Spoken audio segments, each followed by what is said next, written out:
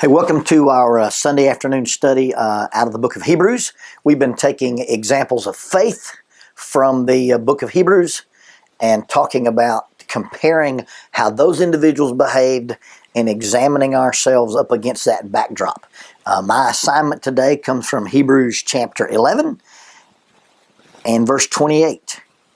By faith, he kept the Passover and the sprinkling of blood so that the destroyer of the firstborn would not touch the firstborn of Israel. And so you've got this reference to Moses, who by faith keeps the Passover. Now, as the Hebrew writer is talking to his audience, Passover in their society was a festival celebration.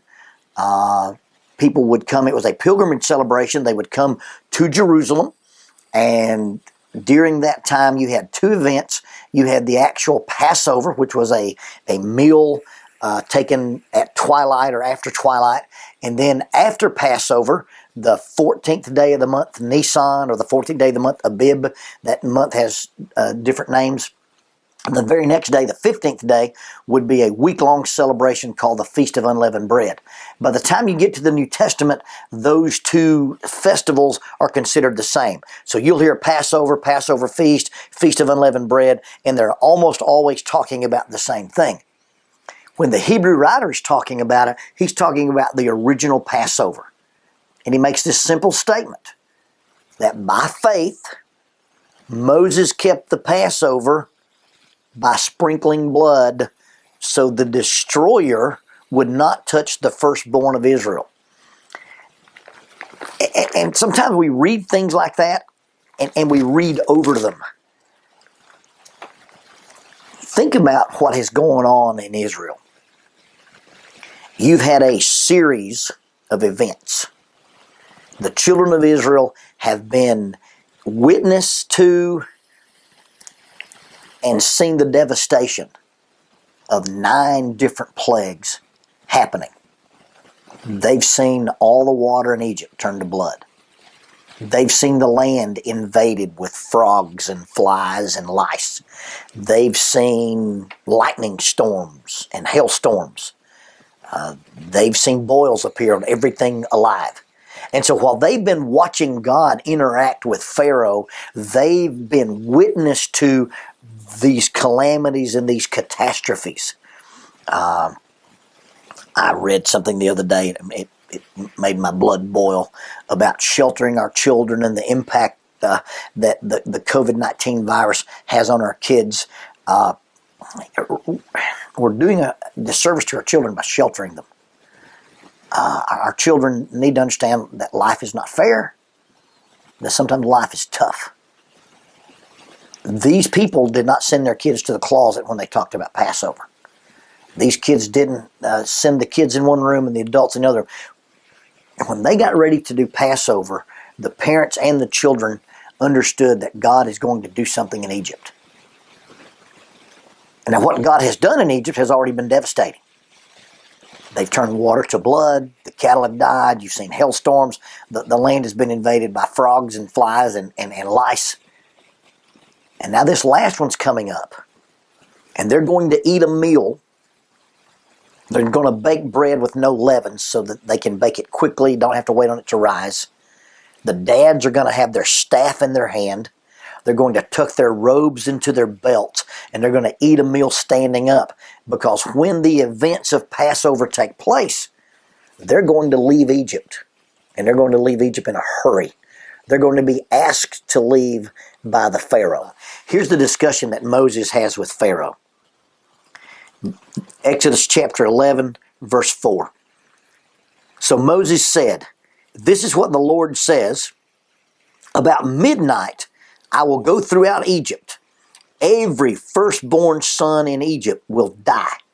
The firstborn son of Pharaoh who sits on the throne, to the firstborn son of the slave girl who has had her hand at the mill. All the firstborn of the cattle as well. There will be loud wailing throughout Egypt, worse than there has ever been or ever will be again. But among the Israelites, not even a dog will bark at any man or animal. then you will show that the Lord makes a distinction between Egypt and Israel. All those officials of yours will come to me, bowing down before me and saying, go, you and all the people who follow you. After that, I will leave. And then Moses, hot with anger, left the presence of Pharaoh. So Moses is standing in the presence of Pharaoh. He says, God's about to do something here. And when God does this, every firstborn in every home, in every house, it doesn't matter if you're the firstborn of the Pharaoh or you're the firstborn of a man in prison. Every firstborn in your home is going to die. And God's going to show that there's a distinction between the Egyptians, and God's going to show that there's a distinction between the Israelites. Every firstborn will die, and you will come to me, and your officials will come to me, and they will bow down in my presence. And we've been asking to leave. You're going to ask us to leave. And so Moses warns this. Now this event took place just as God had predicted, just as God had promised. And so when we read our passage in Hebrews, it says, and Moses by faith observed the Passover, and he put blood on the doorpost. The Hebrew writer says he sprinkled it. The Old Testament says that they were to take a hyssop, which is a leafy, reedy plant like broom straw, and paint it on the door lintels and on the doorpost. And it said that when God does this plague, they would pass over. Now there is some debate about what that word Passover means. It comes from a Hebrew word pesha. I'm not a Hebrew scholar. I did not study a lot of Hebrew when I was in college. But in one sense, the word literally means to pass over, to literally skip, or to fly over, or to bypass. Another meaning for that word is to cover, to shelter, to defend. And so the Hebrew writer says Moses sprinkled the blood on the door so that the destroyer, one version says that the destroying angel, another version talks about the death angel. That's probably a poor translation. The word is actually he who destroys, or the one that destroys. So that when this destruction came into Israel, God would be sheltering, like a bird would take its little ones and put its wings around it to protect the little birds. And by faith, Moses puts this blood on the doorpost, knowing that devastation is going to come, knowing that death is going to come. If you read Psalm 78, in Psalm 78, the psalmist talks about the plagues. Psalm 78 verse 44, he turned their rivers to blood, they could not drink from the streams. He sent swarms of flies that devoured them, and frogs that devastated them. He gave their crops to the grasshopper, their produce to the locust. He destroyed their vines with hail, and their sycamore figs with sweet. He gave their cattle to hail, their livestock to bolts of lightning. He unleashed his anger. He unleashed against them his hot anger, his wrath, his indignation, his hostility, a band of destroying angels. He prepared a path for his anger. He did not spare them from death, but gave them over to the plague. He struck down the firstborn of all Egypt, the first fruits of manhood in the tents of Ham, and he brought his people out like a flock. The Hebrew writer, when he refers to this group of plagues, uses the phrase, a marauding band of angels. Now, I don't know if that phrase is a summation phrase that says, this is how you could look at all the plagues, or if this last plague was accomplished by a marauding band of angels. Think about being a resident in Egypt, living in the suburbs, if you will, of Egypt, because that's where the Israelites were. And Moses saying, tonight, about midnight, you don't want to be outside. You want to be in a house with blood on the doorpost, because something is going to pass through Egypt. Whether it's the power of God, or whether it's the powerful emissaries of God, a marauding band of angels. This verse is what gave me the inspiration to write the skit, and some of you are familiar with the skit guys that I work with, a group of guys called the SWAT team. And just recently we did a skit with angels, and we had our guys dressed up in body armor, and they were the angels, and they were having to watch the scenes of the crucifixion unfold, and they were been made powerless to do anything about it. They'd been told to stand down. Well, this is the verse that gave me that idea. A marauding band of angels. Think about if God sent his angel SWAT team into the city of Egypt and said, you go to every house and you find every firstborn male and you kill it. Now, God could have easily accomplished that with at midnight, every firstborn child dies. But he tells Moses, around midnight tonight, I will pass through Egypt. I don't think this is done indirectly. I think it's done directly, because at midnight, the houses in Egypt begin to wail. There begins to be screaming and crying and mourning throughout Egypt. I don't think it's that people are dying in their sleep and somebody gets discovered. I think it's that something is coming into their homes forcibly and taking the lives of the firstborn males. Moses knows this is coming. Moses has been warned. Moses warns the people. And Moses says, we've got to do this ritual. We make unleavened bread, we roast a lamb, and we eat it dressed, staff in our hands, robes tucked in our belt, and we prepare to leave, because when this event finishes, when the dead are counted, the Egyptian officials are going to come to us, they're going to bow before us, and they're going to ask us to leave. You don't have to worry about it. Your people, the children of, if you put blood on your doorpost, not a dog will bark at any man or animal in Israel. Now, they've seen this devastation. They're not familiar with supernatural events. They haven't had a chance to read about these things like we have and say, oh, God was active in their life. They're seeing things that are devastating. And the only thing that they're going to do to protect themselves and their families from this devastation is put blood on a doorpost. You talk about faith. You talk about having to trust that God means what he says. They've seen this devastation, and now they're just going to sit back, stay in their homes until somebody says, hey, it's time to leave, and they're going to walk out of everything they've ever known. By faith, Moses kept the Passover. He kept the Passover by the sprinkling of the blood so that the people in Israel would be protected, would be defended. And I really think that's the meaning of the word. Not just that God said, I'm going to pass over you, but I'm going to cover you so that the destroyer passes by you. Wow. Now the children of Israel would celebrate this feast every year for the rest of their existence. They would celebrate this feast and they would recognize that God had covered them, that God had passed over them. It would go from being a personalized feast to a pilgrimage feast celebrated in Jerusalem. There's actually a tradition from Numbers chapter 9 that if you missed the Passover, if you were ceremonially unclean, you could wait a month and take it on the 14th day of the next month. And God gave an exception. This was a feast that was so important that people who missed it because they were unclean could make it up later.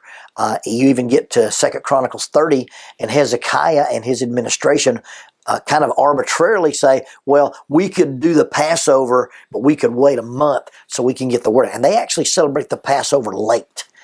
But it is an important festival that the children of Israel are going to remember every year, because this is the redemption of Israel. When Jesus institutes the Lord's Supper, he is instituting the Lord's Supper in the context of the Passover. Now, the Synoptic Gospels, Matthew, Mark, and Luke, almost leave no doubt that the Last Supper is a Passover meal. Some wording in John makes us think that maybe this was an early meal or maybe even a latter meal, but the Synoptics leave no doubt. And so Jesus, and there's 4 cups of wine at the Passover, and the 3rd cup of wine is the redemptive cup. And Jesus takes the redemptive cup, takes the cup after supper, and says, this is the blood of my new covenant, which is shed for the remission of sins. He takes the redemptive cup of Passover and gives it the significance of redemption. Now, at the Last Supper, Jesus doesn't take the fourth cup. The fourth cup is the consummation cup. And he says, I will not drink this cup with you again until we're in my Father's kingdom. So he takes the meaning of Passover, that Israel had seen it as redemption. God's going to do this and free us from a 400-year pilgrimage in Egypt and take us back to the land that he promised Abraham and he promised Isaac. And so the Passover had this major significance. And then after Jerusalem is destroyed, instead of it becoming a pilgrimage celebration, it becomes an individual thing, and the people again do the Pascha in their own homes. The Hebrew writer says, I want you to remember that the faith of Moses, and really in sequence, he says, Moses by faith, when he got to be old enough, said, hey, I'm not the son of Pharaoh's daughter. He changed his identity. My identity is not that I'm related to the Pharaoh, but I'm one of God's people. By faith, he left Egypt and he didn't fear the wrath of the king. See, the first time Moses leaves Egypt, he runs because he's scared of the Pharaoh. After the Passover, when Moses leaves Egypt, he leaves because the Pharaoh is scared of him. And so by faith, Moses keeps the Passover and tells the children of Israel, this destruction is coming. Nothing like you've seen before. Now, if you say nothing like you've seen before, you got to remember in context, that's water to blood, frogs and flies and lice and hail and boils and lightning. And Moses said something worse is going to happen. And when this happens, Pharaoh's going to ask us to leave, and they're going to give us their gold and silver, and we're going to leave with their blessing. And the only thing that keeps them from the destroyer, that keeps them from the marauding band of angels, is this very simple ritual of we're going to put blood on the door. Wow. Just think if somebody came to you and said, hey, you want to guarantee that your children aren't sick? You want to guarantee that this plague that everybody's making such a big deal about, hey, just take some blood of a sheep and paint it on your door, and your kids won't get sick. How much would you have to trust somebody to believe that would save your children's lives? I mean, we've shut down schools, we've shut down businesses, we've shut down the economy, we've shut down transport, we've shut down sporting events. How much faith would you have to have in somebody if they said, look, you just take some blood, paint it on your doorpost, and everybody's going to be okay? They've seen this devastation. They've seen Egyptians hit with all this stuff, and they've watched it. And then God says, I'm going to make a distinction again between you and the Egyptians. And to keep your children safe, to keep your family safe, you take the blood of a lamb and you put it on a doorpost. And Moses, with those instructions, does this. And the Hebrew writer says, and he kept the Passover, not fearing or not being affected by the one who was the destroyer. So what does that do for us today? What does that say for us? How do we take that action on the part of Moses, and how does that speak to us as dads or moms or husbands or single moms or grandparents or even elders? Well, we've been guaranteed that there's going to be devastation. Now, Jesus says in Matthew 24 and 25, you're going to hear of war, rumors of war, pestilence, famines, floods, and earthquakes. Those things don't mean anything. We live on a world controlled by physics and corrupted by sin. And when you hear about these kind of things happening, you know, the virus is not the wrath of God. The virus is a function of nature. Now, when there's a tornado or a hurricane or a flood, it's not God punishing a particular people. It's a function of nature. But we've been promised this, 2 Peter chapter 3, verse 10. But the day of the Lord will come like a thief. The heavens will disappear with a roar. The elements will be destroyed by fire, and the earth and everything in them will be consumed. Since everything will be destroyed in this way, what kind of people ought you to be? You ought to live lives of holy and godly lives as you look forward to the day of the Lord and speed its coming. That day will bring about the destructions of the heavens by fire, and the elements will melt with a fervent heat. God told Moses, I'm going to do something in Israel that's devastating. I'm going to bring about a sign of my power. And if you want to protect your people if you want to do something to have me pass over, to cover your people and to allow them not to be destroyed, you follow this ritual. Well, moms and dads, and grandparents and elders and single parents, God said, I'm going to destroy this planet. This is not a permanent structure, and we are not designed to be permanent residents here.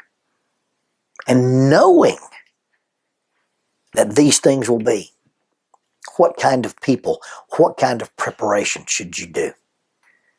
And it's interesting that the preparation we do involves the blood of a lamb. It's not a physical lamb. The only people who kill physical lambs today and still celebrate the Passover that way are a small group of Samaritans. And they gather on Mount Gerizim in the month of Nisan, according to the ancient calendar, and they do still slaughter lambs. But for us to prepare for the devastation of the world, for the end of all things physical, involves the blood of the lamb. The gospel writers refer to Jesus as our Passover. John the Baptizer will call Jesus the Lamb of God.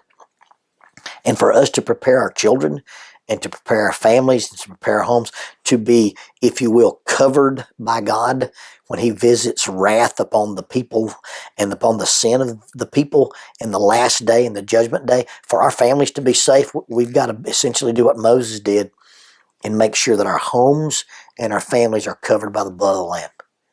And that entails us being Christians.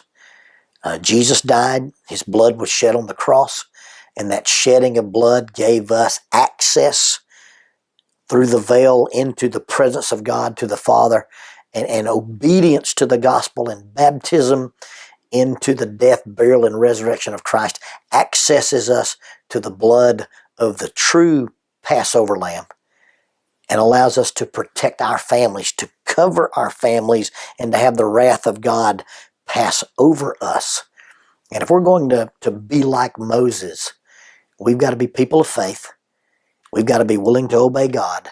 And we've got to be willing to put some things in place that say, hey, I want to protect my family when the marauding wrath of God comes on the final day to destroy a sinful world.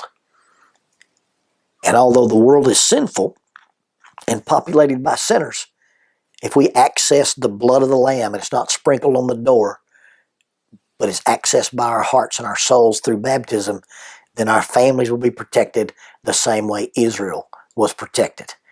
Looking at the faith of Moses should give us the idea to be leaders in our home, leaders in our families, leaders in our communities, leaders in our churches, and protect our friends and our neighbors from the wrath of God by using the blood of the Lamb. I hope you've enjoyed this study. A lot of the reference material comes from the Standard Encyclopedia, the International Standard Bible Encyclopedia. It's a 3-volume set. It's a very good resource, a research tool. The New International Dictionary of New Testament Theology also had some excellent articles on Passover. And then some of the information I get comes from a study Bible I have. It's the New International Version. It's the 1985 version of a New International Study Bible. Jackie gave it to me on our 11th anniversary. And so a lot of the things, the historical parts of this come from those reference materials if you'd like to do some further study. Thank you for being with us. God bless you. Hope that you follow the faith of Moses and cover your families with the blood of the Lamb.